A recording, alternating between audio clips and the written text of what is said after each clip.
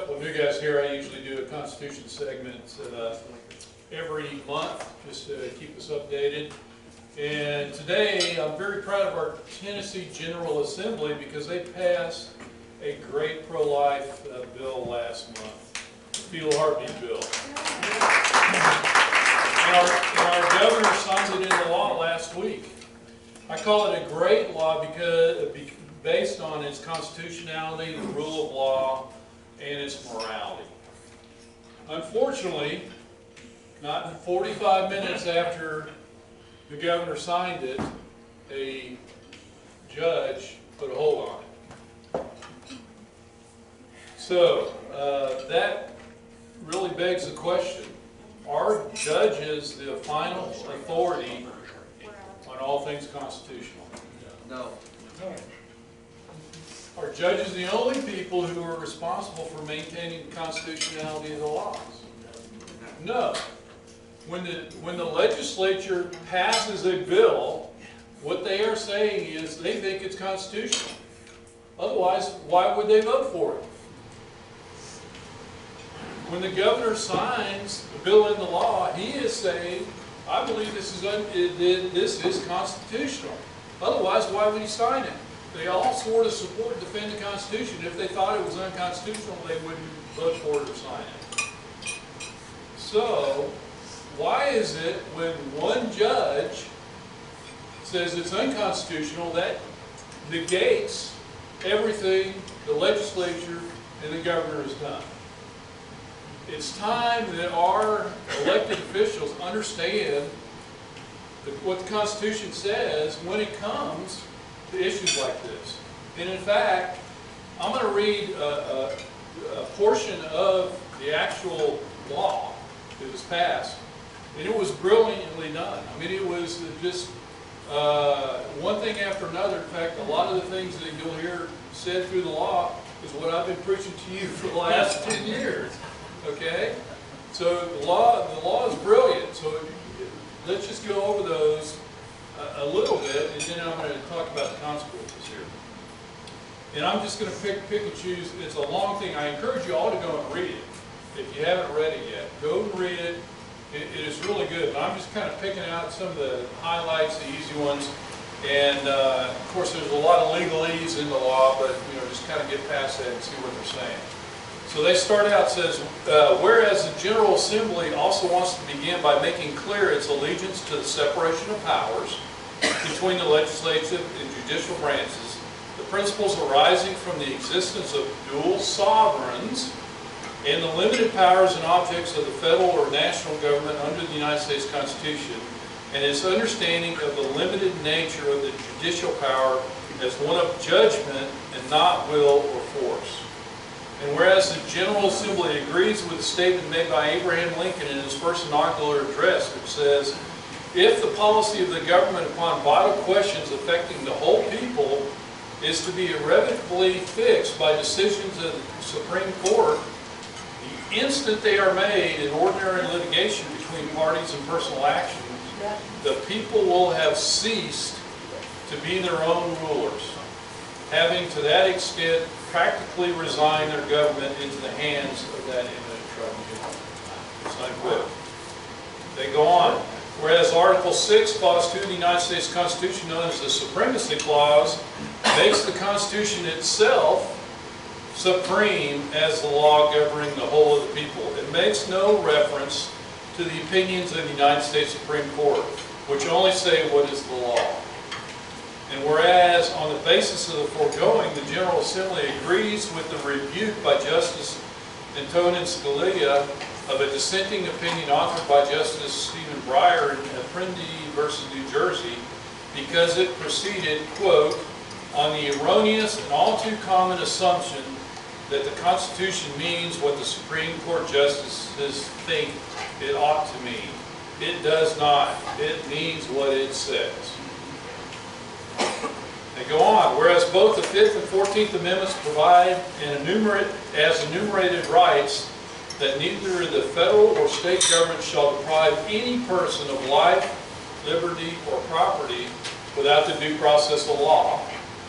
And whereas according to the Ninth Amendment, this enumerated right shall not be construed to deny and disparage the rights of the people held at common law. They go on, whereas the General Assembly heard unrebutted testimony that the first duty of every state is to secure the rights that people already have. And whereas Blackstone's commentary is in accord with such testimony, wherein it is written, the principal aim of society is to protect individuals in the enjoyment of those absolute rights, which were vested in them by the immutable laws of nature, and hence it follows that the first and primary end of human law is to maintain and regulate those absolute rights of individuals. They go on.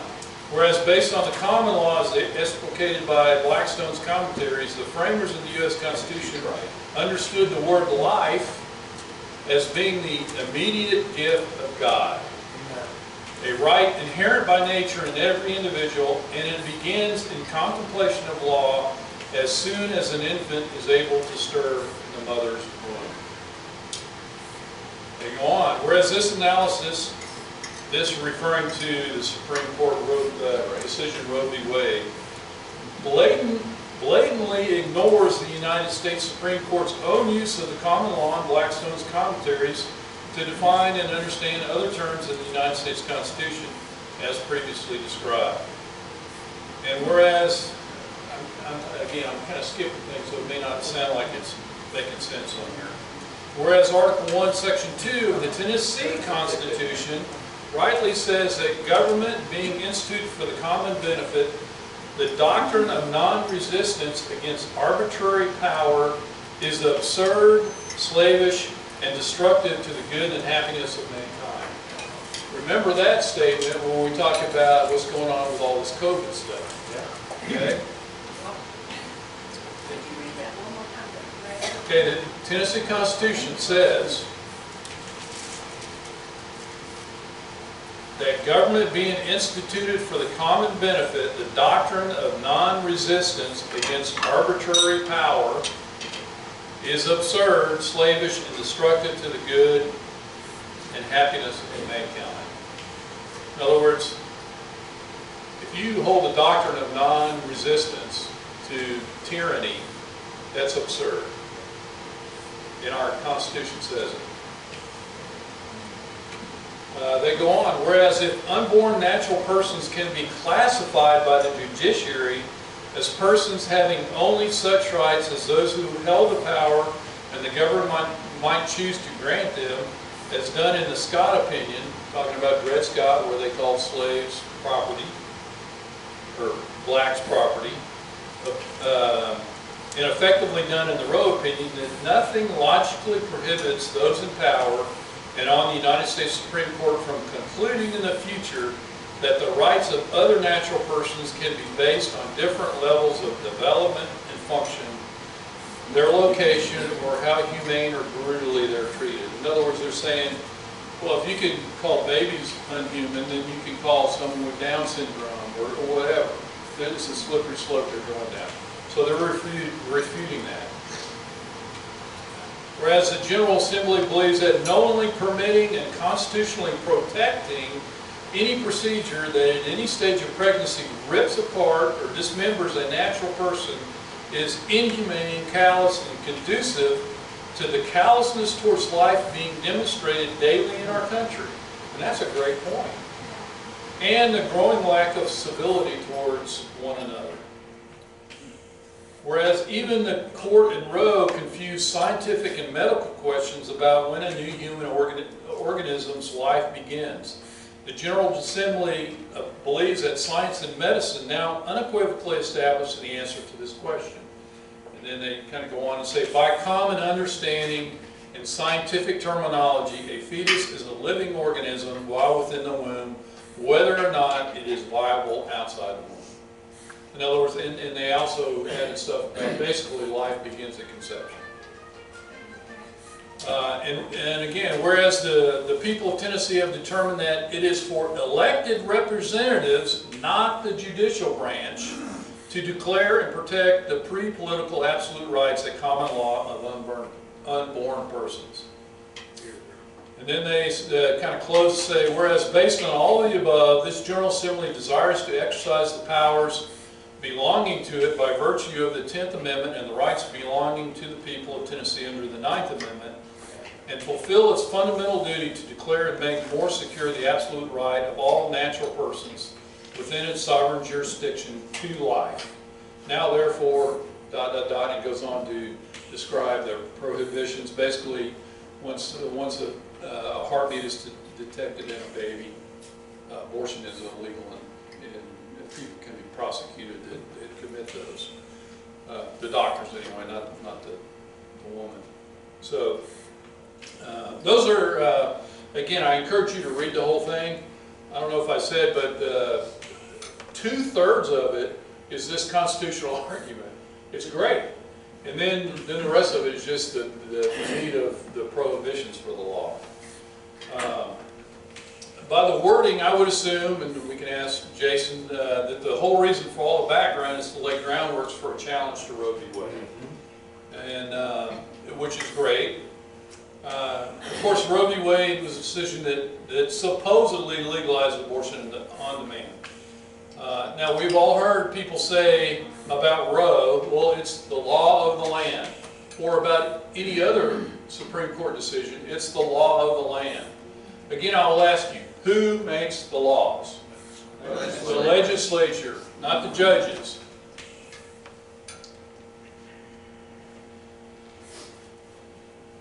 The law rightly states, this law, the Thiel-Harvey law, rightly states that it is the duty of the legislature, not the courts, to rule whether killing babies is sanctioned by law or not. Now, unfortunately, the first time I read it, I didn't read it all closely in its entirety. But unfortunately, they slipped a few things in there, which when I read it, I almost started crying. Well, let me just read the bad parts, and then I'll explain. They talked about the old statutes that had been revised. They kind of listed it. And they said, these revised statutes will be revived and shall be enforced if this section or its application to any person or circumstance is held invalid or unconstitutional by judicial order. Oh, man. Or if this section is temporarily or permanently restrained or enjoined by judicial order. Oh, man. Or if this section is not otherwise enforceable for any reason during the pendency of litigation challenging this section's validity or constitutionality. Or if the Attorney General does not defend the validity or constitutionality of this section. In other words, as soon as a judge says no, then they acquiesce without a fight before the fight even begins. Of course, it only took 45 minutes for a judge to say, put a hold on. And I ask the question, why is our General Assembly bound to the courts after they made a brilliant argument saying exactly that it shouldn't be up to the courts, it's up to us, refuting the courts, and now they turn around and say, oh well, if a judge says no, then oh well, we're done. I mean, it makes absolutely no sense at all, and I'd love to hear your input on why that got put in. But you know, and probably I've heard it before. I'm sure it's just to save state court costs because they know it's going to go to court, but also in the hopes that, okay, we'll save the court costs and maybe it'll get to the Supreme Court. Well, it might get to the Supreme Court, but it might not. But in the meantime, we still have babies dying every day in our state. Don't you think the lives of babies are worth a little court cost? Don't you think that's a principle we should stand on and not just give into the courts willy-nilly?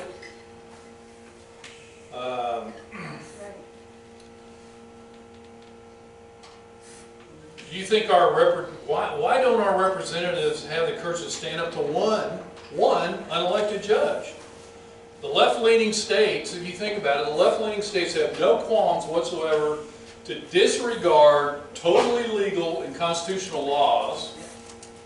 They have no qualms about it whatsoever. Why are we on the right so afraid to disregard a totally unconstitutional, unethical law or stay by the courts?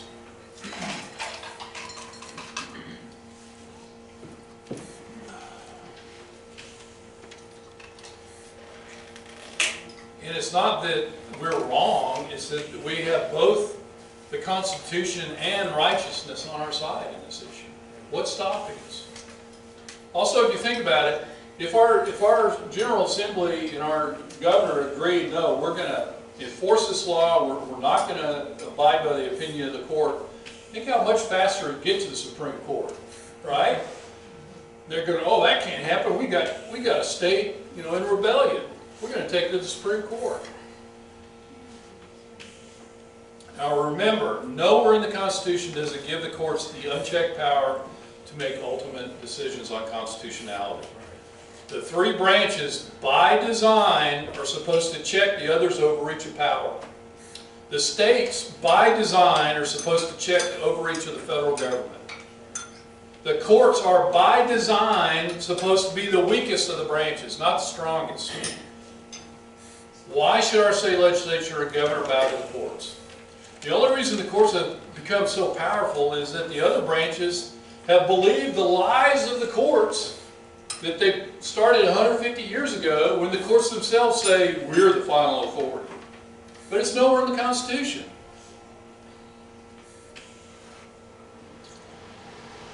At times like these, with such an important issue as babies' lives on the line, it's imperative that our legislature and our executives overrule the court's faulty rulings.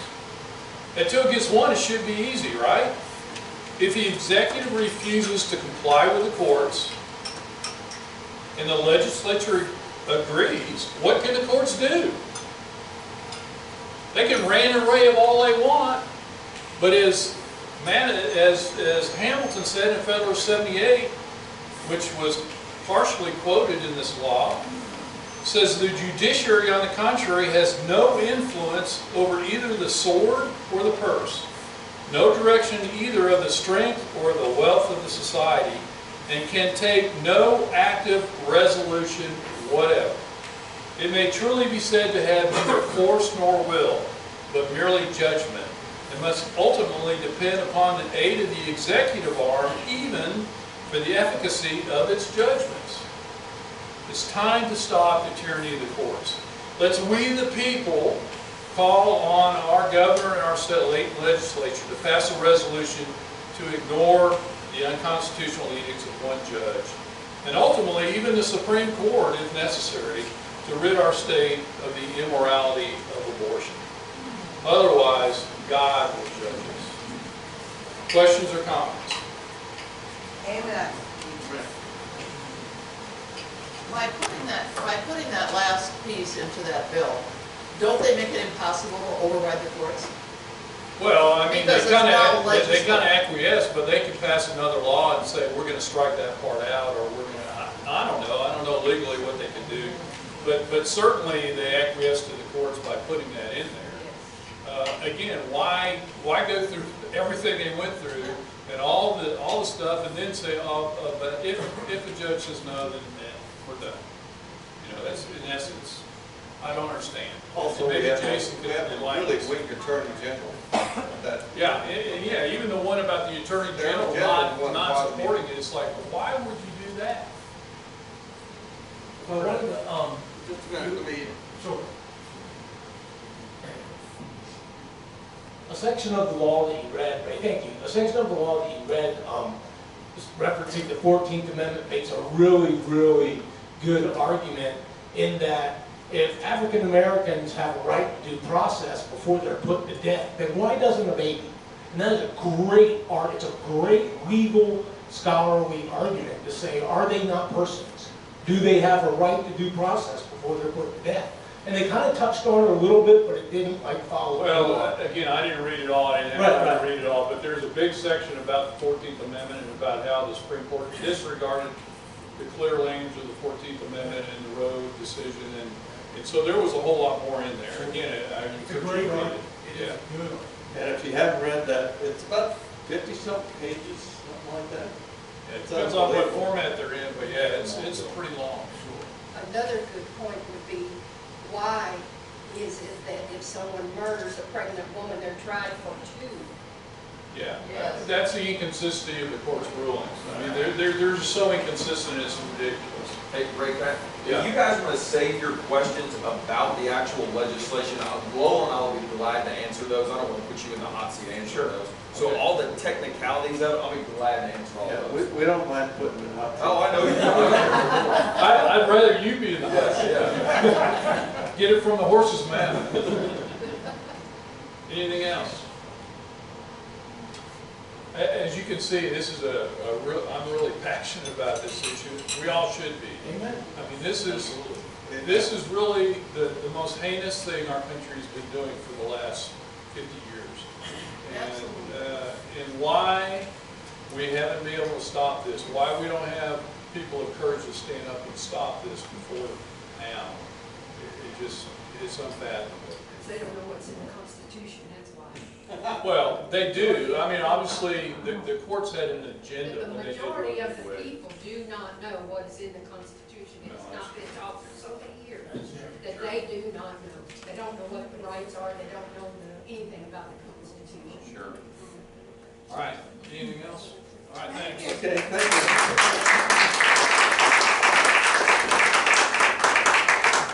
Val, you want to come up and talk about our candidate Hooks, I should say. And before he comes up, we were supposed to have 3 ladies from Knoxville coming, but they're out, even in this weather, stomping the bushes, very conservative ladies that were supposed to be here tonight. They will come after they hopefully win their election next time and tell us what they're going to do. I will keep it short. My name is Val McNabb. I'm the past chairman of the Roane County Tea Party. I've been with a lot of you people to a lot of different events. I got old. I had to get out of the Tea Party because I just couldn't keep up. Anyway, a friend of mine, who I believe is an excellent candidate, Mike Hooks, is running for state representative in the 32nd district, which is Calfee's district. He couldn't come tonight because he's in the hospital. His wife called me up yesterday and said that she found him in the bedroom on the floor. He had passed out, extremely dehydrated, low electrolytes. I'm not pronouncing that correctly, but anyway, she gave me a whole list of things. His health isn't that good. Well, because of the heat, and he's knocking on doors in 90-degree weather. So, He was out ringing doorbells? yes, he was out. Yeah.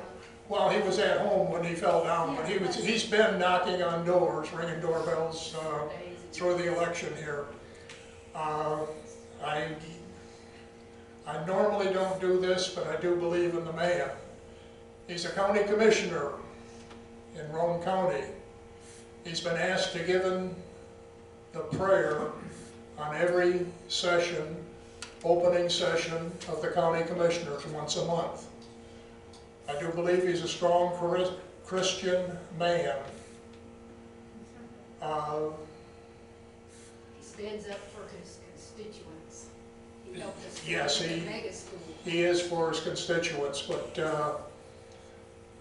he had set up the 911 system in Roane County.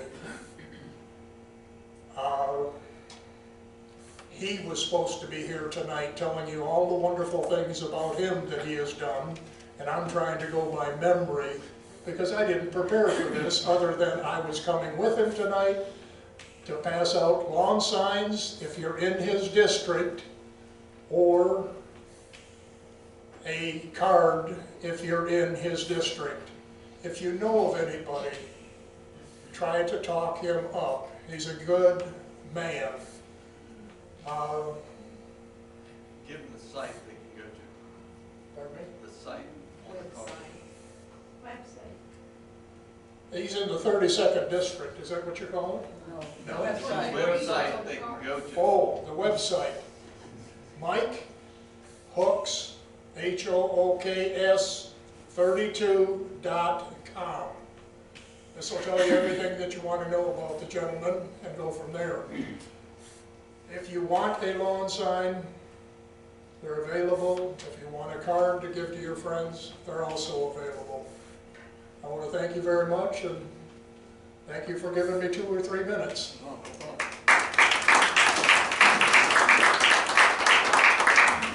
I got a question for Val. Okay. You say he's the county commissioner? Yes, I was at the county commission weeks ago. You were there. How did he stand on that immigration resolution that came up in the county commission? that I don't know. I He was wasn't in at, favor of it. He was in favor of the resolution. Of the But it resolution? got defeated, yes. Okay. They I said it don't was in go favor to every of- meeting. I don't go to every meeting. But there's people still in the Tea Party that do go to the meeting. You apparently were there. I was not there though. Yeah, I filmed it, and I just didn't remember his name, you know. A lot of the commissioners spoke pro and con about the resolution, but I just didn't remember him. Yeah. They pulled it because they didn't want it to get defeated and gone. So it will be back. Yeah. Okay, we've got Dr. Manny's rep here. Andy would like to say a few words. Well, thank you all for having me back out. It's good to be here. I'll be super brief as well. I just wanted to give you guys a little bit of an update on kind of how things are going for us. I think a lot of people know that we're in really good shape. There were some polls that came out that have us within the margin of error, so that would say we probably jumped 20 points in June and July. We had a really big event with Rand Paul, Congressman Duncan, Zach Wamp, and Joe Carr, and that was this last Saturday. These fact sheets are on the table. I know there's a lot of kind of muddy in the waters going on right now. If you want to look at those are available. We also have yard signs. We're running really low on yard signs, so if you want one, it's the best place to get one. I guess the only thing that I could ask you guys is if you support Manny, keep spreading the word, because we're working 12, 13, 14-hour days trying to do our best to win this thing, and we can't do it without your guys' help. If you guys have any questions for me, I'm going to be back in the back as people are leaving, and thank you all for your time. Thank you. Do you have enough of those, say if certain groups would like to do door knocking and pass out that kind of information? Yeah, so I brought 15 myself, and then there was some when I already came in. I know that the campaign is not actually door knocking at all, but if you guys want to, I can run it by Harris and see what he says, and feel free to take anything. Yeah. Okay, really good. Now we have our featured speaker, Lowell Russell's going to be starting off, telling us about the legislature and what happened and how they got kicked out because of the coronavirus and then had to come back and shorten all the good things. And then Best dressed legislature. Zachary will do the cleanup after Lowell gets finished. Thank you, Wayne. A couple years ago, this was my very first place I came to campaign to talk in front of a large group, and that was an honor, and it's an honor to be here tonight. And as Chairman Zachary said about being dressed tonight, he's the chairman of Calendar and Rules, and I'm the vice chairman, so he deducts points if I dress down, so I have to wear this. But I appreciate y'all having us out here. It means a lot. And if you live in the 21st District, I want to tell you I appreciate the opportunity to serve. It is a blessing, and I can't thank you enough. Early voting's already started. It goes to August the 6th, next week, and then August the 6th is election day. But I appreciate you consider voting for me again if you're here in the 21st District. But you know, COVID-19 sort of screwed everything up. You know, we went in session, we had all these great legislative agendas, and we was going through committees, and then all this stuff blew up, and it just screwed the whole mess up. But luckily, we're getting back together after a 10-week-long recess, and we went back in for 4 weeks, and we focused on the budget. That we ended up passing a balanced budget of $39.5 billion. We didn't have to raise a single dollar in taxes. and we cut the size of government, 1.5 billion. It was able to finance the BEP at $50.3 million, and that covered both growth and inflation. The 2021 budget also has a grant for cities and counties of $210 million, and these are just some brief notes. Chairman Zachary's got a lot more than I do. But we also are going to have 2 sales tax weekends, which is going to be roughly $25 million in savings, and the next one is next week, and then one in August is scheduled. As said before, we passed historic pro-life legislation, but that bans abortion procedures after the fetal heartbeat is detected or around 6 weeks. But of course, you all know the legal aspects of that right now. Let's see. So in the past 3 months or so, we have been through extraordinary circumstances. I want to take a minute to thank our healthcare workers that basically worked hard each and every day, and I commend their selfless sacrifices, and they risked their lives just for the benefit of others. So let's give them a big hand.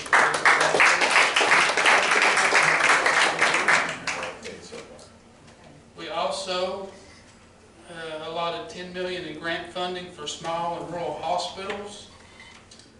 We were one of the first 5 states in the nation to start testing for COVID-19, which says a lot about Tennessee. And so far, we've tested 1.2 million people. And, you know, the Tennessee Pledge, I appreciate the businesses that opened back up, and, you know, their safety precautions that they're using, and it's sort of a distraction and hard to do, but I appreciate the Tennessee Pledge businesses that took that and ran with it, and they're doing such a wonderful job like Calhoun's tonight, where we can meet in person instead of having to FaceTime or Zoom and all that. So the state of Tennessee received $2 billion in Federal CARES Act, and this will bring a lot of financial help to the state. On top of that, we've got the Tennessee Business Relief Program, will be $200 million in funding, which will approximately 28,000 Tennessee businesses are expected to qualify, such as barbershops, beauty shops, gyms, restaurants, entertainment venues, among other things. And businesses that had a reduced percentage since April of 25% would qualify. But Tennessee's in a pretty good position where we are financially.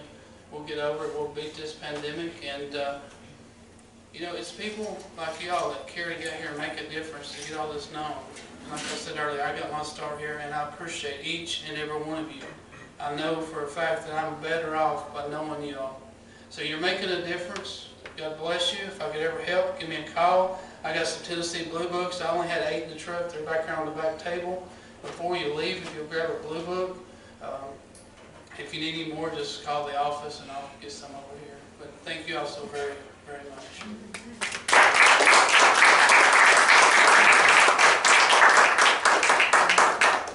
And we'll do questions for both of them at the end. So, Thank you.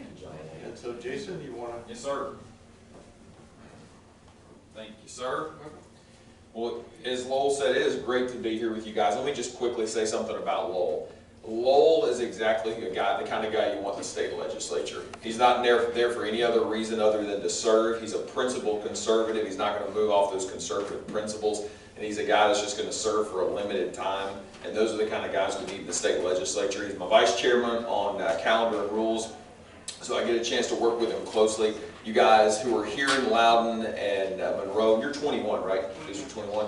I mean, you're blessed to have a guy like that, because you can't say that for every legislator. I love our legislators, but you can't say that for everyone, just being a principled conservative, and he is. So thank you for sending him to Nashville.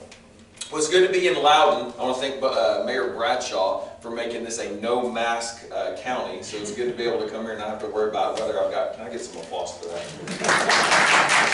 good to be here. I don't actually have to worry about wearing a mask. It's driven me nuts having to carry one in my pocket. You go in, you leave it in your truck. You don't know if you're supposed to carry one, so it's good to come here. I actually texted Mayor Bradshaw and said, thank you so much for being principled. And actually, if any of you guys read his press release, in his press release, he did something that most people don't do. He represented referenced our individual liberty, the constitutionality. It was written, I mean, it was literally written like it came from Washington, somebody that had the founder's heart. And if you read that, and I sent him a text, I was like, man, people don't write like that anymore. So truly, I mean, a credit to Mayor Bradshaw for his leadership in the county.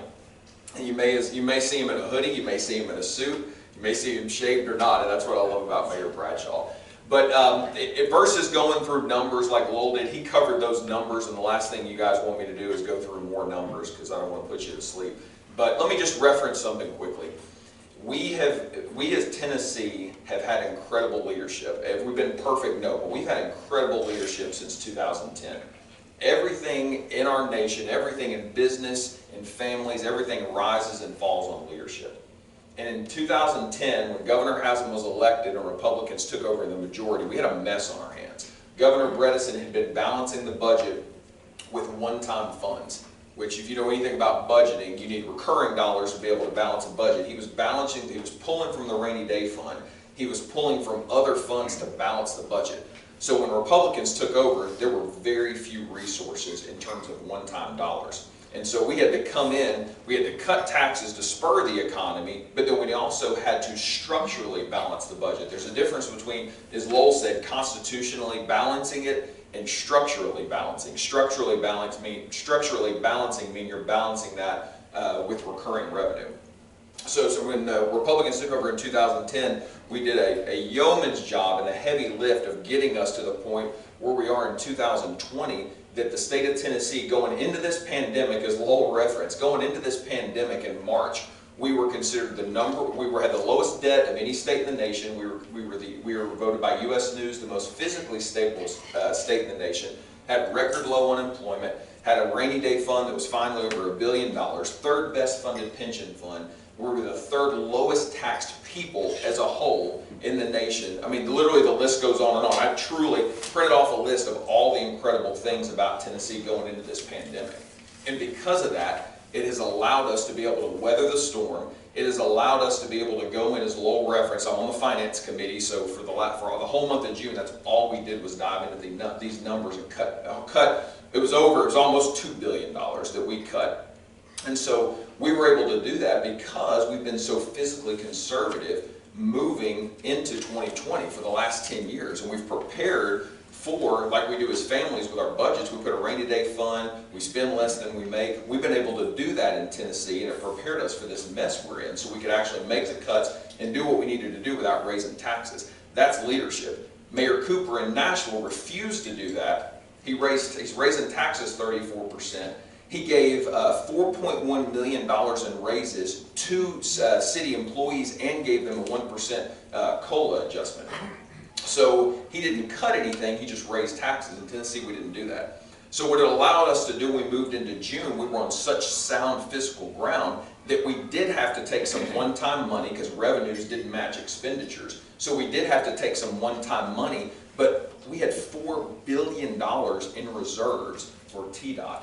For TennCare. We have been preparing for something like this, so we had these various reserve funds we were able to pull money from to be able to balance the budget, and then we actually put us on a plan that in 2 years, it again structurally balances the budget.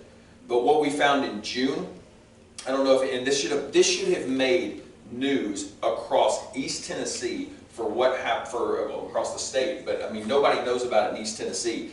In July, we released the revenue numbers for June. Those were last week. Tennessee was only $12.5 million below budget estimates for the month of June. Wow. That is unbelievable, and nobody knows about it, nobody talks about it. You've got states running hundreds of millions of dollars in deficit per month. We were $12.5 million below budget estimates. Unbelievable. I mean, it's unbelievable. So now looking at the numbers, we have a plan to structurally balance in 2 years. I think we're going to beat that because our economy has rebounded so quickly. Unemployment's already dropped down below 10%. Sevier County was the hardest hit in the state at 29. They're already down to 11, which again is a high number coming off our record low unemployment. But to see the drop in that unemployment and the quick rebound in our economy, it's because we're on physically sound ground. And we took this, we've been taking the steps and making the sacrifices. We cut over $550 million in recurring revenue in government over the last 10 years. We've cut taxes numerous times, and we've done all that to prepare us for what we just went through. And so Tennessee is still, right now, the #1 state financially in the country. And it's a credit to Republican leadership. I mean, I'm only in my 3rd term, so I don't get to take much credit for it, because that process was already started when I got there. But again, it just goes back to leadership. And so everything that we're looking at, whether it's Washington, whether it's our states, it rises and falls on leadership. And it's easy, and we were talking about this, Val, I was talking about this with him just a second ago. It is easy. It was 7 years ago, it was easy for me to stand in front of you and say, I'm going to do this, I'm going to stand for life, I'm going to stand for the Second Amendment, I'm going to do all these things. Every candidate does it. Every candidate does it. The hard thing is, somebody who's never run for office is judging, are they going to be principled, and are they going to stand by those commitments? And that's the tough thing, because everybody says what you want to hear in this area. Everybody throws you red meat. Illinois, they throw you blue meat. That's just what you do in a campaign. You say, get rid of this, we're going to do this, we're going to cut this, we're going to do this. Everybody cheers and yells, and who can be the most passionate, get the most people excited, typically wins.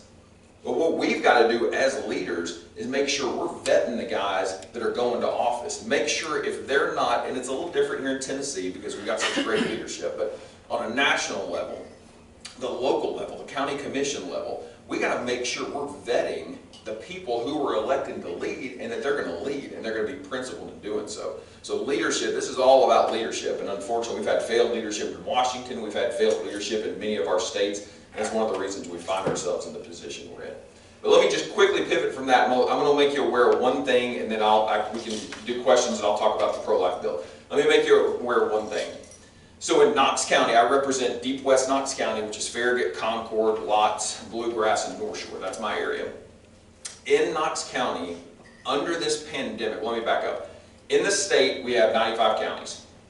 89 of those counties are governed under the State Health Board, the Department of Health. They are governed under the Department of Health. The governor, in many of his executive orders, most of the decisions he's made have only applied to those 89 counties because they are under the Department of Health of the state. There are 6 counties, the Big Four, and Sullivan and Madison, that have their own health department. And because of this pandemic, because of the state of emergency, those health departments in those 6 counties have unlimited authority. Completely unlimited and unchecked authority. So in Knox County, for example, as some of you guys probably kept up with, when Knox County issued the mask mandate, that did not come from the mayor. The person we elect to represent us as the executive of the county, that did not come from him, did not come from the law director that we directed, did not elect, and didn't come from the sheriff. It came from an unelected health board, a bureaucrat board, an unelected health board. They made the decision to issue a mask mandate, and again, forget mask. Don't let yourself be drawn into the mask discussion. You could replace the word mask with abortion, guns, vaccine, anything you want to replace that word with, replace it with something. Because we had an unelected health board that said you will wear a mask. The county mayor, Mayor Jacobs, completely objected to it, voted against it. The law director testified that it was unconstitutional, and the sheriff told them, I'm not going to enforce it, and they did it anyway. An unelected health board that's not accountable to anybody in this room. Now, what most people don't know, because it was not publicized, but I was involved in this conversation for over 16 hours. I was on the phone with the governor at 11:30 probably last Monday or Tuesday, don't hold me to the day. But the unelected health board issued a ruling in Knox County that if you were going to go vote, you had to wear a mask. Well, that's a civil rights violation. You cannot impede anybody's ability to vote. They said they were going to put people at the doors of the voting booths, of the polling locations, to keep people from coming in if they did not wear a mask. Well, that's a huge problem. The mayor, again, adamantly opposed that, said you can't do it, it's a civil rights violation, and they basically said we're going to do it anyway. Knox County would have been the only county in the state that would have required people to wear a mask when they vote. So we literally, I had to call, the mayor called me, right after that meeting, I called the governor, called the Attorney General's office, we called the State Election Commission. We literally had to go to the governor to get them involved to make the unelected health board of Knox County back down. Not done. So now the health board, a couple of days ago, At the end of last week, they issued another order that said they are going to exempt public school children from wearing a mask. Now, if the school board chooses to do it, that's on the school board, then they've already done that. They're an elected board. They issued another mandate saying that public schools do not have to wear masks, but private Christian schools do.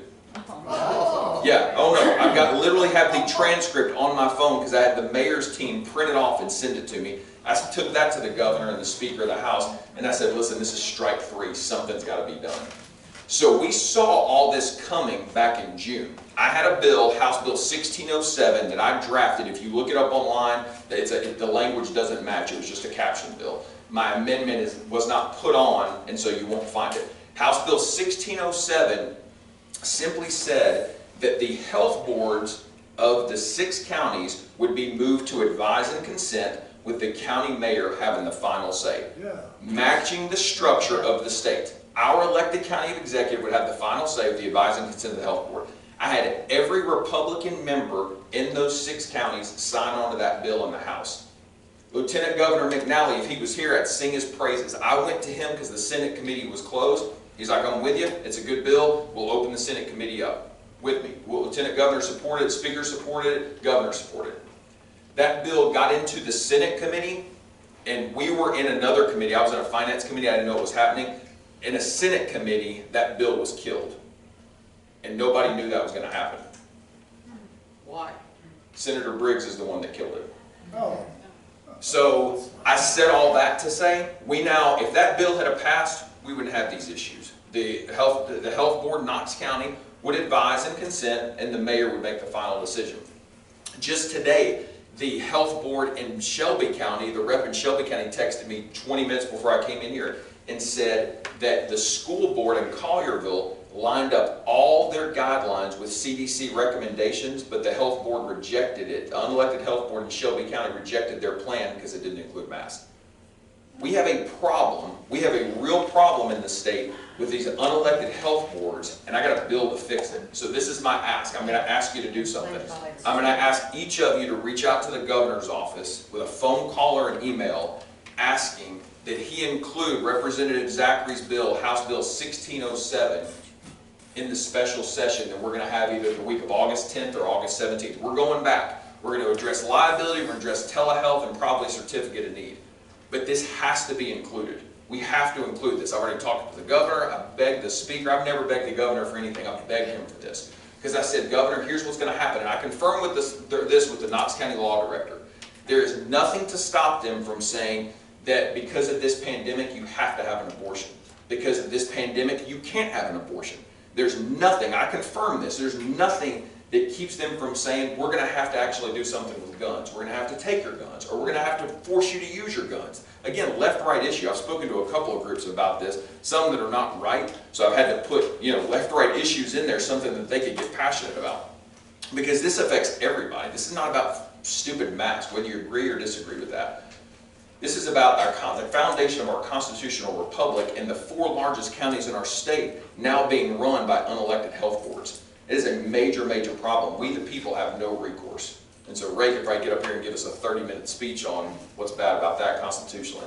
But so I'm asking for your help. And again, send a respectful email. I know you guys in here. Send respectful emails, respectful phone calls, just asking, because the governor gets so much hate email and mean phone calls, you better do this. Let's just ask. Just ask him to include this, because this is important for we, the people. We do not want an unelected health board making decisions about masks, our elections, our schools. We've got to do that. Yes, sir. Why did Senator Briggs kill that bill? You'd have to ask him. I'm not going to answer for him. You'll have to ask him. Yes. So please, please, please reach out to him, because it's a big deal. House Bill 1607. Yep. We'll put it in the minutes, and we may send a action alert on that. That would be awesome. Thank you, because it's a big deal. You guys don't have that problem. You don't have that problem here in Loudoun County because you're under the state health board. And so the decisions for the 89 counties allowed to be in one are made at the state level. Ours is made locally by an unelected board. So let me just, yes ma'am? What's Let me giving get those those microphones boards to her. that level of authority? That's a good question. Yeah, unfortunately, TCA, Tennessee Code Annotated Chapter 58, which was passed under Democrats in 1984, kind of, nobody, it's something that's never been applicable. Well, here it is applicable, and that's given, and so that my bill changes that and just flips it to the constitutional structure of the elected executive branch having that authority. Jason, we talked, I can hear you. we talked last month about not just the health boards, but governors and mayors and everything, making these edicts that we believe are unconstitutional. I believe that everything that, you know, when the governor, you know, gives a state, you must stay at home and shuts down businesses, that's totally unconstitutional. And even if it was, it should be the legislature making that law, because it takes a law to deprive us of our liberty, due process, like we talked about. So, is the legislature, and I've read the law that the governor, you know, quoted, and basically, yeah, in 1984, whenever it was about hurricanes and tornadoes and stuff like that, not a general issue like this. It dealt with certain specific areas that were affected, not the whole state. Right. And I didn't see anywhere it gives them authority to shut down businesses. Yeah, So, like when they did that in Roane County, we had 5 cases. Sure. And we still had to, you know, stuff was closed. Yes, so I would call on the yeah. legislature to revise that law and say, hey, you cannot do this. So the conversations Lowell and I, our Republican caucus have been involved in is the governor, I will say this, the governor has been restrained in the power he could use because this gives him unlimited power. TCA, the way this is drafted, when he declares a state of emergency, unlimited power. So as a reminder, and I'm going to get to it, I know. I mean, yeah, completely off base. It allows him to make law, which is our role. Yeah. So what we have already done to address that, we have actually discussed the Emergency Powers Act, which is what you're talking about, and the governor is in agreement that it gives way too much power and leeway to the executive branch. So the speaker has already formed a task force. We're going to go to work over the next 5 months, August, September, October, November, December, 5 months. And by the time we go back in January, we will have legislation to address that. So that's the short version. It's something we've been talking about. We were going to try to do it in June, but to be honest, we were trying to cut $1.5 billion out of a budget, which seems like, oh, you can easily do that. And it was a tough lift, and so we could not give the due diligence needed to addressing the Emergency Powers Act while also making sure we were doing what we needed to do for the budget, plus a couple other bills we passed, the life bill being one of them. So task force is being formed. He will announce that sometime in the next couple of weeks, and we will spend the next 5 months vetting that thoroughly, and we're going to address it 100%. Okay. And then let me just quickly address. Lowell, do you want to come on up? I don't want to steal all the thunder. It's your district. But let me just quickly address the life bill, and you guys can ask me questions about that. So it is the most extensive and exhaustive pro-life bill that has ever been drafted. So the governor literally went out and got legal experts from across the country. We looked at Ohio, we looked at Kentucky, we looked at all the states who have tried and failed to pass heartbeat bills or some other version. We literally had the best, Ray kind of referenced it, we had the best legal minds in the country work on this piece of legislation. And we know that we have a broken system. I mean, that's the reality. In terms of somehow we have allowed ourselves to be flipped, where the founders drafted in order, legislative, executive, judicial, we've allowed that to be flipped, where judicial has the power, and they're now leading the pack. We've got a broken system.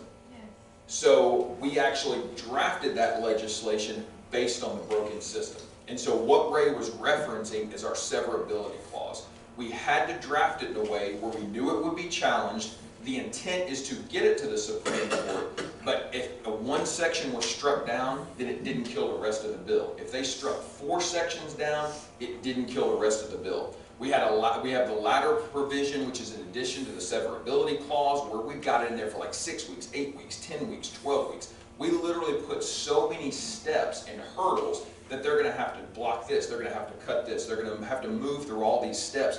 And we did that, so if they struck down 75% of the law, it wouldn't affect the laws that are already on the books, because it's important to remember, Tennessee used to be a top 5 state until Amendment 1 in abortions in the nation until 2014. We have flipped that. We're in the bottom. We're in the bottom 10. I don't know what it is now. We may have gone to the bottom 5. We're in the bottom 10. And last year we had the fewest abortions in our state since 1974. I mean, that's a huge deal. Yeah. I mean, that is a huge deal. So we implemented the 48-hour waiting period, admitting privileges. We put the 20-week ban. All that is in place. So the last thing we want to do is for a judge to start striking down things we've done, and then to also take this bill down to nothing. Oh, and another thing, the bill that we just passed included where you have to have an ultrasound. That's what I was It required an ultrasound. According to Hope Resource Center, 86% of the women that choose life, or that have an ultrasound, choose life. I mean, are you kidding me? So, and then it also had the what I call the pill provision. That sounds terrible. It's just the way I remember it. It's the pill provision where where a young lady has to be told that she has a chemically induced abortion, it can be reversed. So, it's not just the heartbeat bill. I mean, this is the most extensive, exhaustive bill ever drafted, and we drafted in a way that would go through our broken system, and it is, and I'm going to get to that in just a second, which is broken without a doubt, but we drafted it that way. Didn't the Supreme Court address an abortion bill this session about the ultrasound? Yes, Louisiana's. They struck it. Yeah. But let me just quickly talk about the broken system to Ray's point. We as a legislature recognize it. So I actually had the conversation with Lang Wiseman, who's chief counsel to the governor and the deputy governor. I said we have to ignore the judge's ruling regarding elections. So just quickly, and if I'm boring here, if you want me to stop, please tell me. So the judge, one judge in Davidson County, who's a raging liberal, issued a stay on our constitutionally passed election law that we just voted on, both co-prime sponsored, to secure the integrity of our elections. They told us it was constitutional without a doubt. We prime sponsored it, we voted on it and passed it, and this judge in Davidson, one judge put a stay on that. It's an elected judge, but one judge put a stay on that. And so I went to Lang, I talked to a group of legislators and went to Lang, I said, this is one we should ignore. I actually even went to the Heritage Foundation, contacted a guy, remember Stephen Sal? He was Mark Green's chief of staff. He connected me with the guys at the Heritage Foundation, and they said, listen, all one state has to do is say, no, we're not doing it.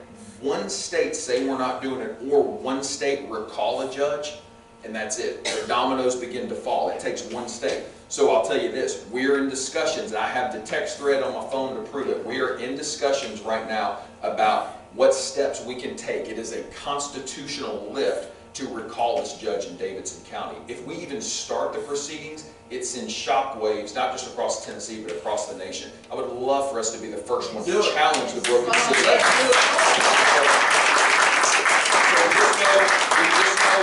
All these things you're talking about, man, I'm right there with you. And we're working to address, we're going to address the governor's powers for sure, but this one in terms of the judicial overreach, somebody's got to do it. Tennessee's been leading for 10 years, we might as well lead on this one too. I mean, I think it is the right thing to do.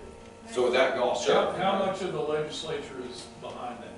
The Republican caucus is 100% behind it, so it doesn't matter who else, because we're the supermajority. We don't need the Democrats to do business. We're for it, so it doesn't matter. I was just wondering if there were any Republicans against it. No.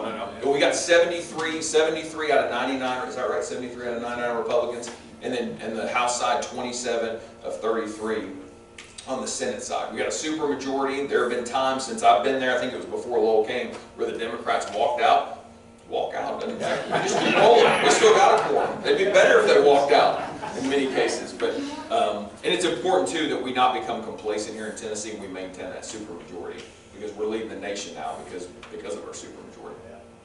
And who recalls a judge? We do. The legislature. Legislature does, yeah. And this is the best time to do it so that we know we have a super majority. Absolutely, right. Yep. Because you have to have the super majority. If we have a majority, we won't be able to pass it with just a majority. That's a state judge, though. That's a state judge or a federal judge. Right, I don't know. He's elected, I want to if he's elected, so that's a state judge, but didn't the guy that said no on the... He's federal. He was appointed by Trump, yeah, which Judge Campbell, yeah. So that's a little different issues than having to put it in. Agreed. So basically, you just gotta stand up to them. Yeah, that's it. Okay, so you're solid in the House, but how solid is it in the Senate? And I'm asking that because of what's happened on your other bill. Oh, sorry, your answer, Mike. Sorry, yes, I was going. He's the Senate guy. He's the Lieutenant Governor's personal pilot, so he knows more about the Senate than I do. That's a good question. So on the Senate side, I think if we can get it to the floor, it'll pass. I'm gonna have, which I never ever do. When we've got legislation, you work the committee members of the committee it's going through, and it is all depending on how controversial the bill is. I mean, you have to work that bill right up until the time they vote, because the lobbyists in many cases are working against you. With this one, it'll be the first time I'm going to have to work with the Senate members and tell them why we're doing it, and I'm going to have to try to get their support. And if I can't get it, then I'm going to have to go to their constituency base to put pressure on them. Because some of them, I mean, again, some of them it doesn't even apply to. Some of the rule guys, they don't, I mean, kind of either way, you know, I mean, it's kind of indifferent. But for those of us in the Big Four or Sullivan and Madison, it's a huge deal. It's a huge deal. So I'm going to have to work the Senate with this bill, probably like I've never worked any other bill, because it's got to pass. And it's got to, if we can get it on the agenda for the special election, it's got to pass in August. Because come October, when flu season hits and you don't know if the flu, it's COVID, whatever, and the health department starts saying, you know, you can't leave your house after 8 o'clock, which again is something they have the authority to do, we're going to have a major problem on our hands. So that's why we need the governor. The flu's disappeared. That's why we need the governor to include it. So during a special session, we can only deal with what the governor includes in the scope of what the special session will entail. So that's why we have to get him to include this, because if he doesn't include it, we can't address it. But what would their position be on this with pulling the judge? That's a good question. Typically, we're all fairly aligned. I mean, there's some bills didn't pass, like certificate of need telemedicine, just because there's a few nuances that we just can't get lined up on. But on the big issues, the Senate doesn't like to fight like we do in the House, and they don't like taking those tough stands. They usually let us do that, and so we may have to go first, which we usually do, like we did with the life bill, like we do with the gun bills. We usually have to go first, which is fine. But if we go first and can get it passed, typically they'll get on board. It's just a matter of working out the details. Jason. Yes, ma'am. The House passed an abortion bill or a pro-life bill last year, and it was sent to summer study. The Senate never got it, and now this bill has come out. What did the verbiage? What was the difference in the verdict? Oh, it was the actual heartbeat bill. Last year, it was like the original heartbeat bill. The original heartbeat bill was drafted in a way that the Senate did not think it would stand up to the court challenges, and so they didn't pass it because they were afraid of what the court challenges would look like. And then it didn't include the requirement for an ultrasound, and it did not have the severability in it. And so that was so that verbiage was added in the new bill. Yeah, this is a completely new bill. I mean, Okay. The governor, again, got the best legal minds in the country to draft this. This is a completely new bill. Okay, the issue about the judge can say no and all of that, was that in last year's bill or not? Oh, Yes, it was. was it last year? Was Okay. it? I don't remember. Thank you. I have one, and that is having to do with open carry and also stand your ground legislation. And the reason I want to talk about that, or have you talk about it, is look at those two people that were in front of their house, used their guns to keep those people from killing them and burning your house down. I want to make sure, and their dogs.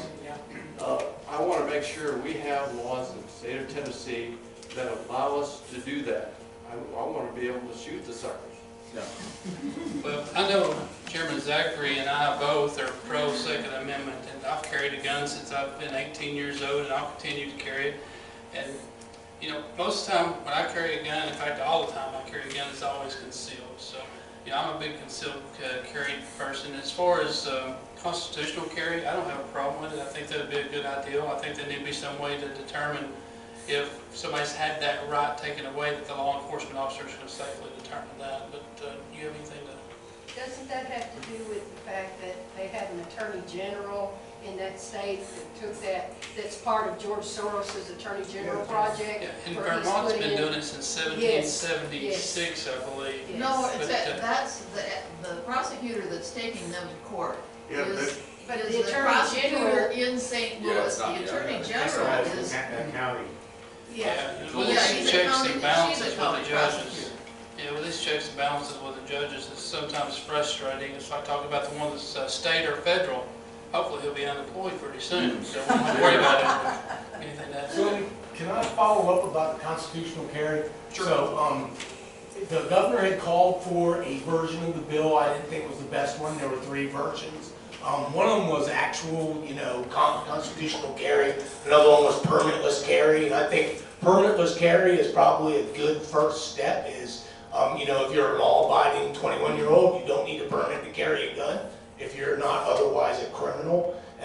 And I agree that, that police should be able to see if someone's a criminal. They already can technically. So I think that's a good first step. And I know that the session got changed and closed down and restarted, and y'all got jammed up, and that didn't make it onto the abbreviated later agenda. But what do the prospects look like for next year for some form of constitutional carry, be it this weakest first step or a better one? The governor's gun bill got killed in committee, but the permitless carry bill is going to be an issue with if somebody's carrying a gun in Tennessee and goes across state lines, so that's going to be a problem. So we're going to have to see if we can't get some sort of reciprocal agreement. The one permitless bill kept the permitting process. I want to keep my permit for reciprocity for that exact reason. Yes. But I should not have to, have a permit technically to carry a gun. I mean, under the Constitution of the United States. That's and true. the Constitution of Tennessee. That's true, and as long as we can get it where, like I said, if the law enforcement officers can determine, like if they got an order of protection and they can't be within so many feet of a person that they've violently threatened or whatever, we need to make sure that's in effect. But if we did a permitlessly handgun permit, that's a really good idea. As long as people realize this, you can't drive down to Georgia and get out of your car and get arrested, and we don't want that to happen. So we've got to be responsible for that. Yeah, I still have the question about us being able to defend our home, our property. Want to see some type of legislation that gives us that authority, and that the Attorney General or some district attorney can't take us to court if we're defending ourselves. Yeah. So I asked, it wasn't our Knox County DA, I asked one of our DAs in the state, I said, walk me through, as a gun owner, walk me through what it looks like where I'm protected if I have to use my firearm to shoot somebody. And he said, if they're on your property and not threatening you, you can't. There's no action you can take. If they're on your property and they are threatening you or you feel threatened, then you can discharge your weapon. If they are breaking into your car, you come out and they don't threaten you, you can't discharge your weapon. If they're breaking into your car and they do threaten you, you can discharge your weapon. He said, I've tried cases and I've never had it, because it goes before a jury. He said, I've never had a jury convict anybody who was defending themselves. He said, the only conviction you'll see is if you shoot somebody in the back. They're on your property, you come out, they take off running, and you shoot them in the back. He said, you'll go down for that. But I asked that exact question because of some of the concerns that people had about protesters and what that looked like.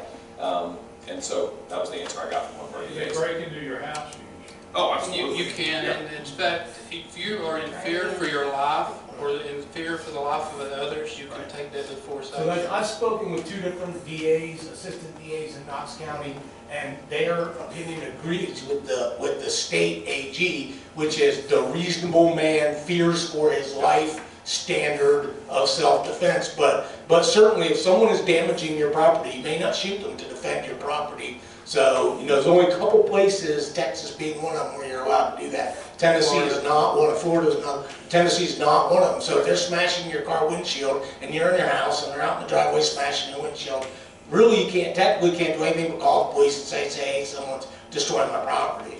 So yeah. Not unless you're in fear for your life. Right. You walk out with a gun, surely to goodness they're going to run off. Well, that's the point Exactly. of the type of legislation you're Right, interested that's in. what I'm Yeah. interested in is look at these businesses that have been destroyed over and over and over, and the police have not stopped them from doing that, and And the owners the of business the owners don't look like have the ability to defend their property just because they're destroying their livelihood.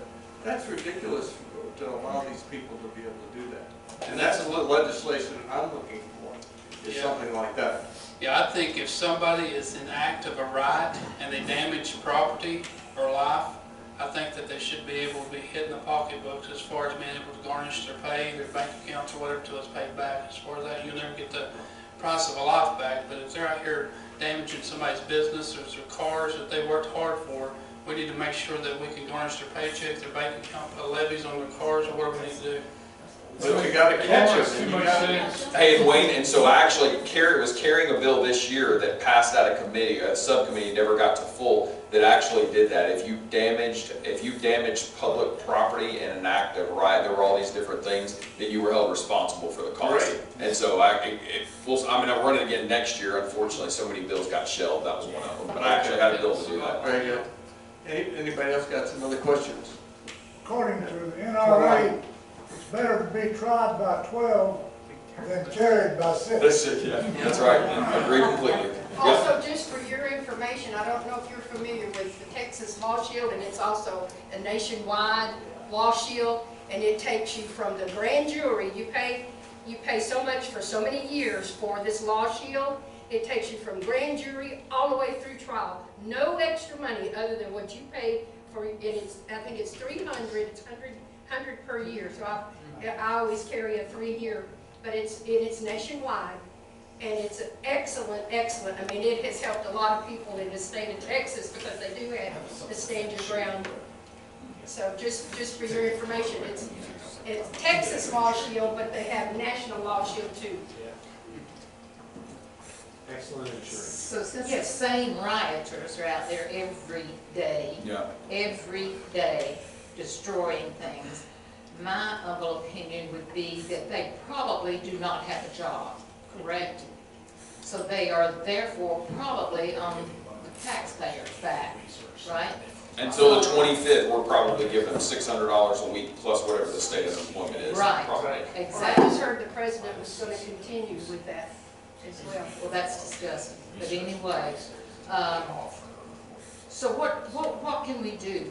I mean, because some of the rioters out there, I have no doubt in my mind, are on welfare and food stamps and every other unemployment, free program out there.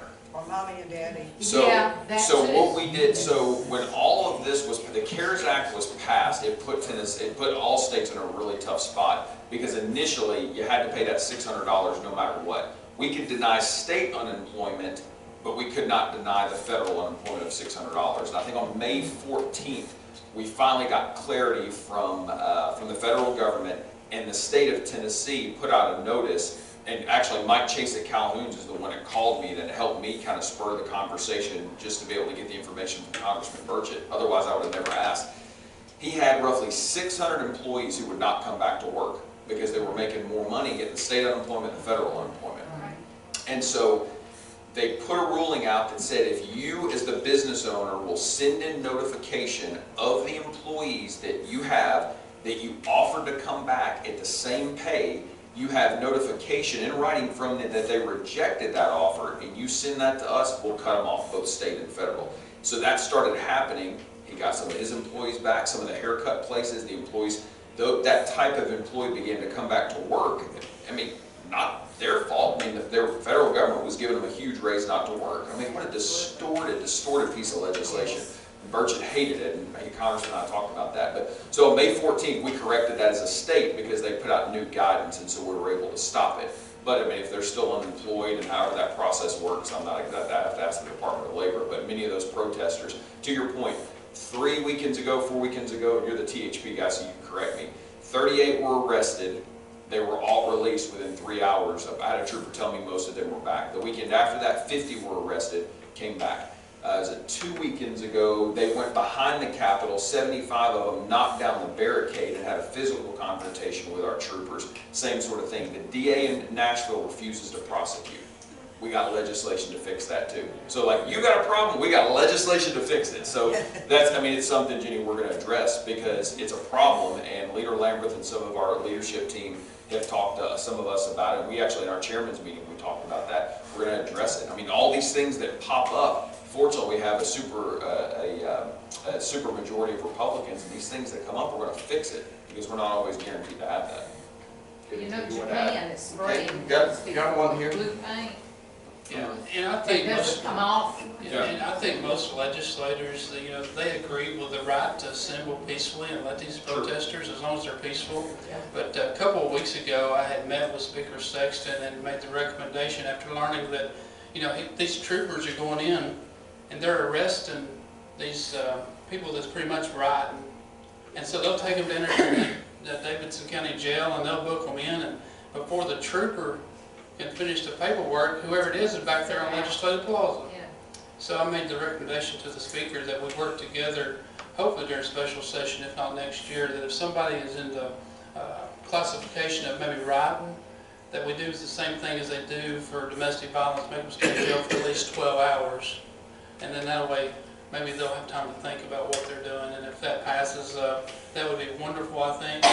Also, I recommended that we cut off all power to the Legislative Plaza, because they would sit there and run their cell phones or whatever else they want to do down there while they're not protesting, and they just get all wound up. And so hopefully that'll cut down on a little bit of it too. But they said the power has been disconnected, so if you sit there and see it on TV or otherwise, you let us know, or let the governor know, and we'll take care of that again. Good idea. You mentioned holding the person who's demonstrating it causes problems or causes damage to be held financially responsible. Why not the organizers of these events? So with that, there was some constitutionality part of it. I made the recommendation that whoever's going to hold a demonstration on the state of Tennessee grounds, no matter where it's at, has to have, if it's a permit required in the city, they have to have a permit. And the person has to have some sort of liability insurance against life and property. So I think we'll send it for an Attorney General opinion and see what he says, but that makes sense to me, because if we go and rent out a place anywhere else, as individuals, we have to have a permit, or we have to have a liability insurance. But the organizers now, some of these organizers like Black Lives Matters is given millions and millions of dollars by people. They have the money to cover these expenses that have been incurred due to their protesting. And they need to cover it. And I think that the people that insures them, I think, you know, there'll be people out there that will insure them if they want to have their protest, but they need to be doing it peacefully. You can always follow the money. Bob's got a question. I got a question. I've talked to several legislators about this, and I can't get a one to agree with me. But in my opinion, we have too many committees. And even last year, they even added more committees. Now, we got some awful good bills that get killed in the very first subcommittee that it's introduced to. And if it had passed that subcommittee, it probably would have went through 2 or 3 more committees before it could get to the floor where all of you could vote on it. But no, these good bills get killed in the very first subcommittee. Yeah, it's pretty frustrating, and Jason's been there a lot longer than I have, so I'll let him address the committee assignments and how they're formed. But I want to know, is that in the Tennessee Constitution, or can that be, is there any way that a good bill can get to the floor where all of you can vote on it without it? So the speaker is over the committee structure. And so I think our committee structure, my opinion, he has not said this to me, I think it will look different under Speaker Sexton once he has a full term under the 112, they'll look different than it did in the 111th. Most of those committees were created to reward people with chairmanships, because we had more chairmen running around. Chairman. Everybody was a chairman. And so, vice chairman, everybody's a chairman or a vice chairman. And so the committee structure will dramatically change. Yes, I believe it will dramatically change in the 112th. But to your point, the subcommittee's responsibility is to kill bills that should be killed so they don't get to full or they don't get to the floor, because some of the nastiest fights we have over bills that should not get to the floor that do. And in the 111th, Lowell and I ran the Calendar and Rules Committee, which was run very differently. We did not let many of those bills, we killed or rolled 100 and something bills at the end of session versus letting them go to the House floor because they didn't need to go to the House floor. So we're kind of the firewall committee, but it's at the discretion of that subcommittee. Something you may think is great, the subcommittee doesn't think it is, that's at their discretion whether they choose to pass it or not. And that's the beauty and the, I guess if you're, from your perspective, the disadvantage of the committee structure, but that's the way it's designed to work. And the only place you can change it is the ballot box. Yeah, well, technically, you can't even change, you can't change it at the ballot box because the speaker is the one that makes the decisions. You can change the speaker, Right. but the new speaker, you would have to, and he won't know he'd be the new speaker. So that's a little tougher. But the committee structure is at the discretion of the speaker. Jason, is your paycheck determined by how many committees you serve on and what role you play? I'm serious. I mean, you say it's a reward.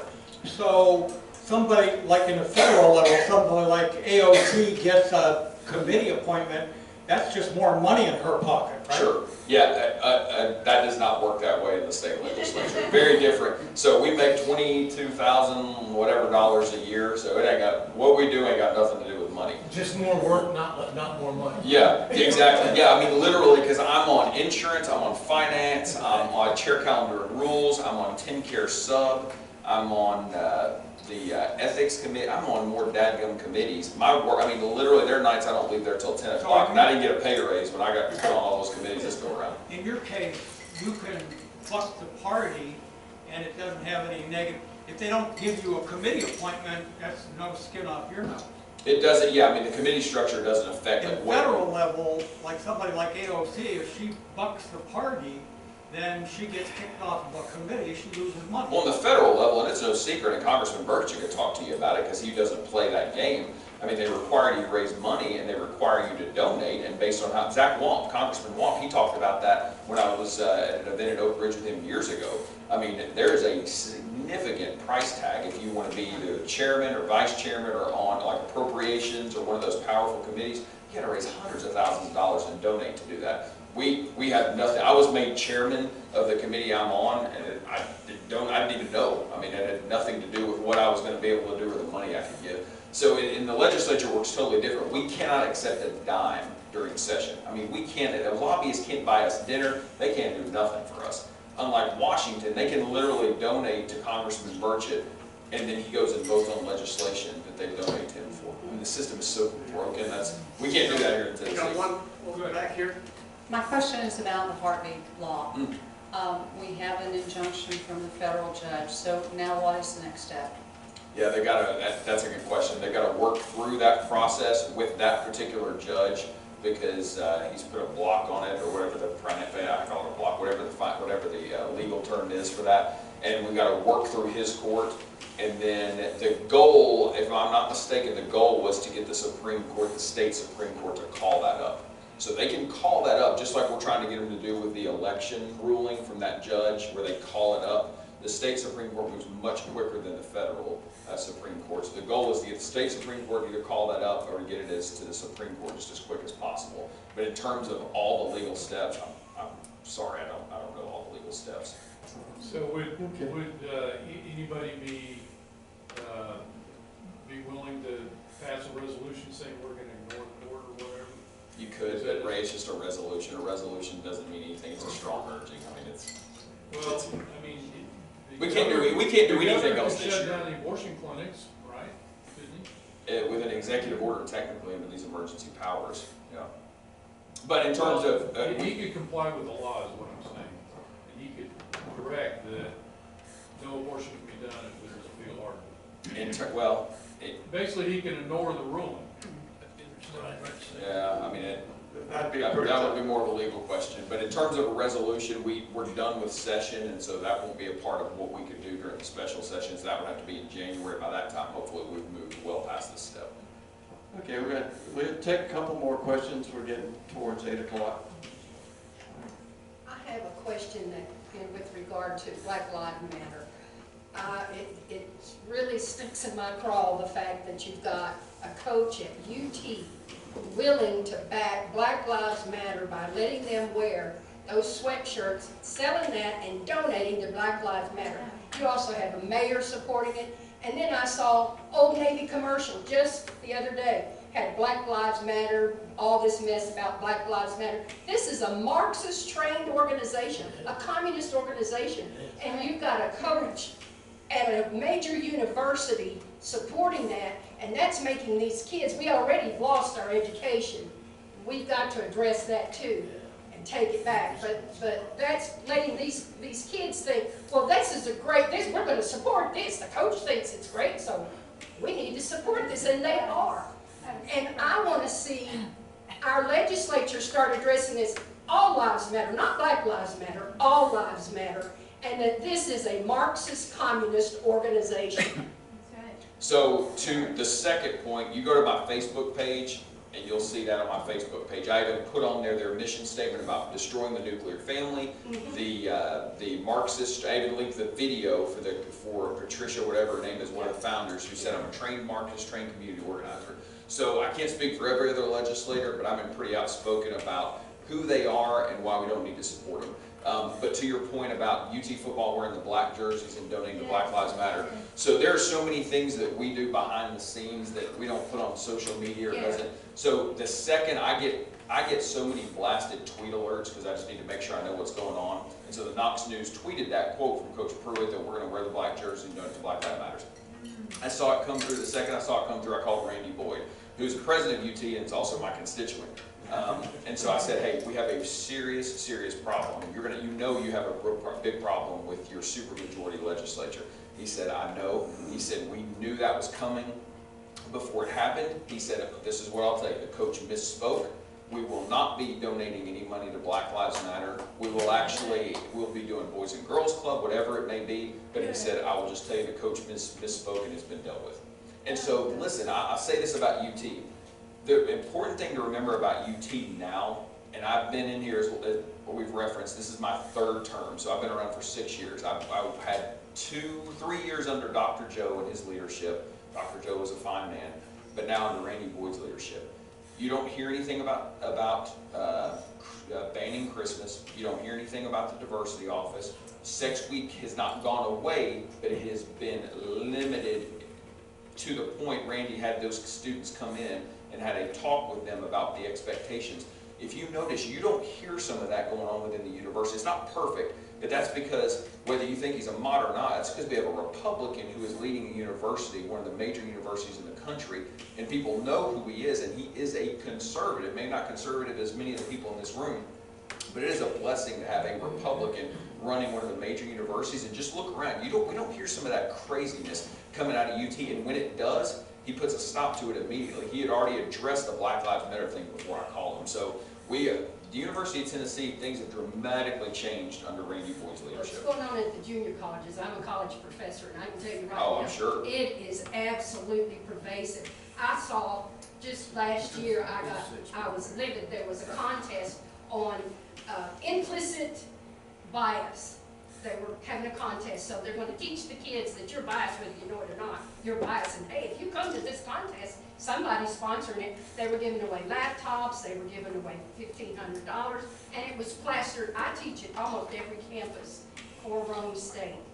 I'm an adjunct and I travel. And every single campus, I saw those ads on the TVs everywhere, all over the college, and there were several other things that went on. An email was sent throughout the entire college to all the faculty, all the students, about this implicit bias contest. We've got a college using taxpayer-funded things to do this. We've got to do something to take these schools back. And that's why, again, it goes back to leadership. And that's why, again, these institutions like UT, Randy and I have talked about this numerous times, it is such a large organization. He's got all his chancellors around the state. But he has literally, from the top down, come in and led the university in a new, stronger direction. And again, you don't hear some of that stuff. Again, it's not perfect, and it's never going to be. But I don't know if it could ever completely change, never to say it's going to be, a conservative university. But the leadership at these universities, it's a big deal. And Randy has come in and he has changed over leadership. Keith Carver, who's the chancellor at UT Martin.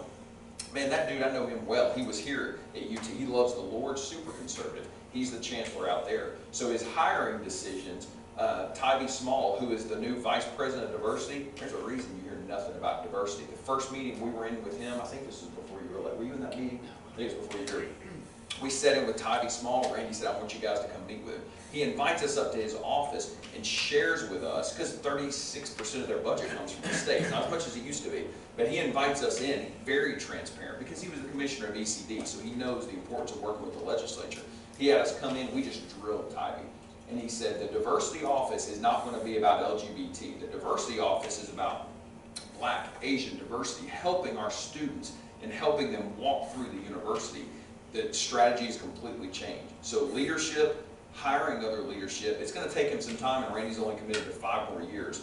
But it's going to take some time, but all I can speak to is the University of Tennessee, and it's changing direction in a very positive way. Well, it's pervasive all the way down to. Oh, there's no doubt, sure. To even the school districts, and they're using things to keep conservative teachers from teaching, such as when you come from another state and you've got 30 years experience teaching, and you have, and they tell you you've got to take 30 hours of education courses to be able to teach in the state of Tennessee.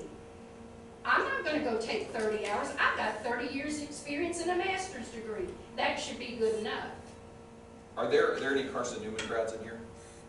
No. Carson Newman is another one. So I cannot remember his name. Every school district does that. He though. came. That's You guys how they remember keep when the good new president of Carson You Newman? can't even substitute. Okay. So the new president, Carson Newman, came and spoke at First Baptist Concord on the Sunday morning.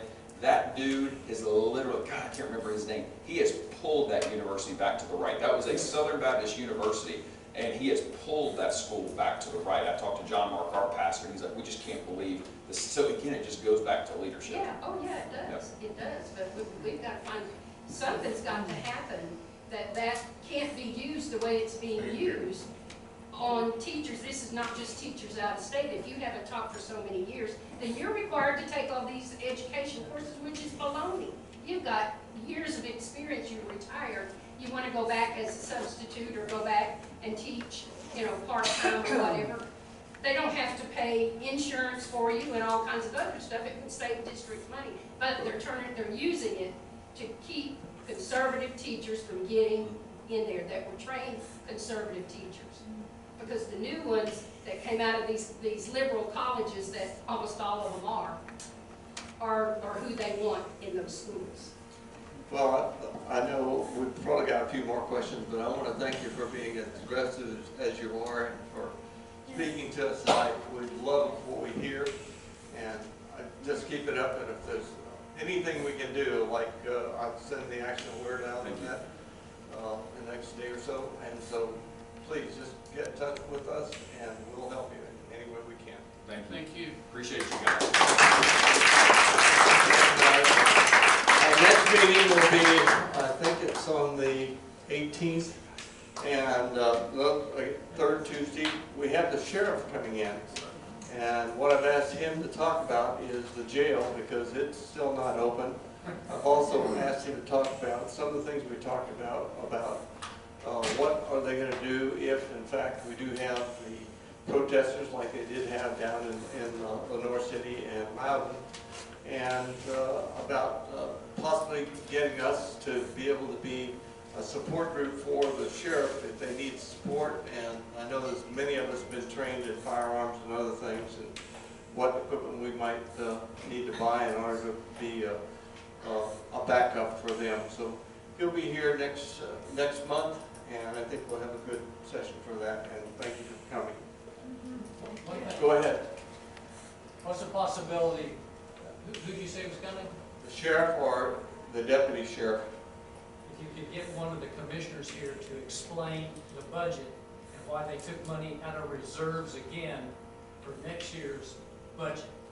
They've done it 2 years in a row. There's not going to be any money left in the county fund. I agree. Yeah, we'll see if we can get the mayor and one of the legislators here for that. Okay, again, thank you very much for coming.